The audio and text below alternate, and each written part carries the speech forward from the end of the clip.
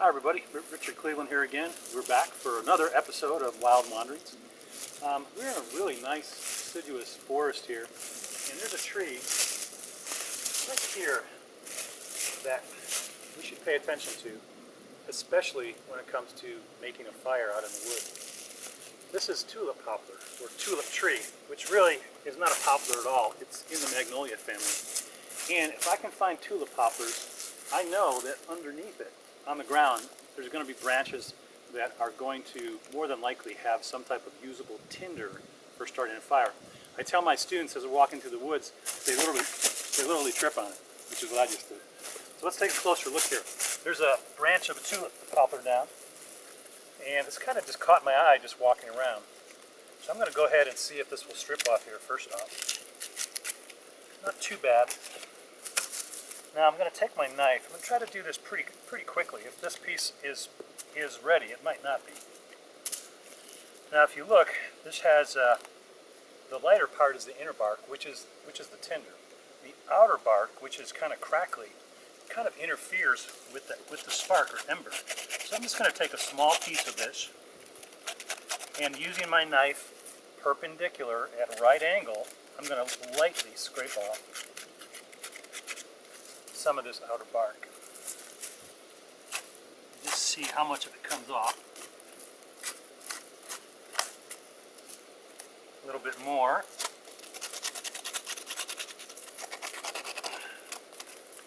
Now, just really quickly, let's see if I can make a fast tinder bundle just out of this little bit. I'll use my shirt here to catch the dust on.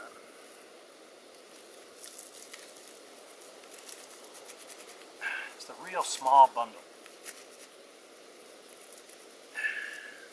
It's not too bad. I've seen better stuff than this. We'll keep our eye out for some more on our travels today.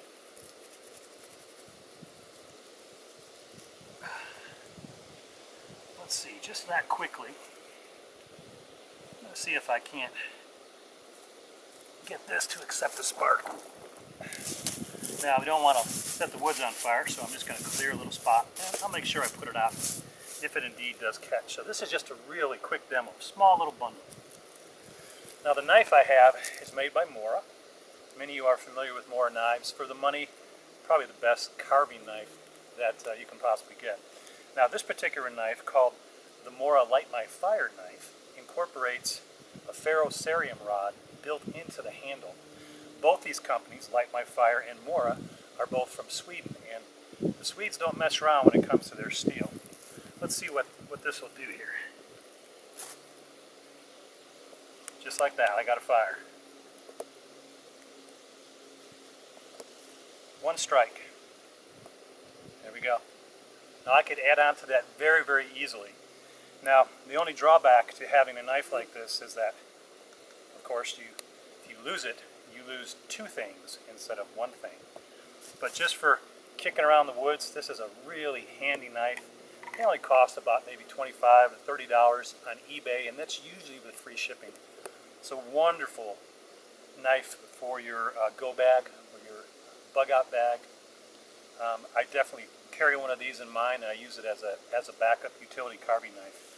You can see just how wonderful things like this can work out for you in the woods. Put this out and continue our journeys. Hey, we're back. Just to continue talking about tinder, I showed you the inner bark of the tulip tree, or tulip poplar as it's called. But we have a couple other types of tinder here too, which in my opinion aren't as good as the inner bark of trees like tulip tree, and also the inner bark of cedar and juniper, or actually sometimes even the outer bark of those two. But here we have a white pine that has fallen, and there's a bunch of grass mixed in with it. But first thing I'm going to try here with the ferrocerium rod are some of these appear to be very dry pine needles. And I'm not sure how this is going to work, but we're going to go ahead and give this a go. Get a spot here in the dirt surrounded by green so that I don't have to rub anything catching on fire. Let's just see how this works. Now, I have my Mora knife again, and another thing to remember about using these is that many people will push the knife down into the tinder, which can jostle the tinder. In this case, I'm going to hold the knife right where I want it, like on top of the tinder, and I'm going to pull the ferrocerium rod backwards across the edge. Notice too that I'm not using the sharp edge of the knife. I need that for other things. The back of this knife or spine is actually slightly concave so that it will catch an edge of this. Okay, let's give it a go. See how this works.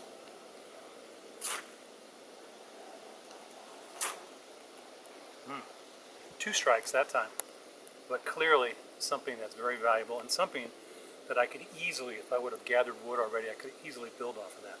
So now, let's put that out. Make sure it's out really good.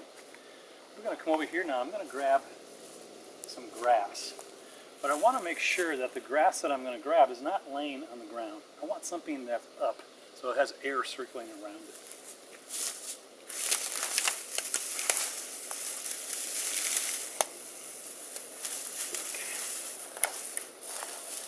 Now I know we're using this ferrocerium rod to make fires. When I'm making friction fires or primitive fires, you can use grass and pine needles for a friction fire, but they're very tricky. They're nowhere near fine enough to make it easily blown into flame, but they can be added to a tinder bundle of better quality in order just to give it some bulk to hold the heat in. Let's give this a try. Right about here.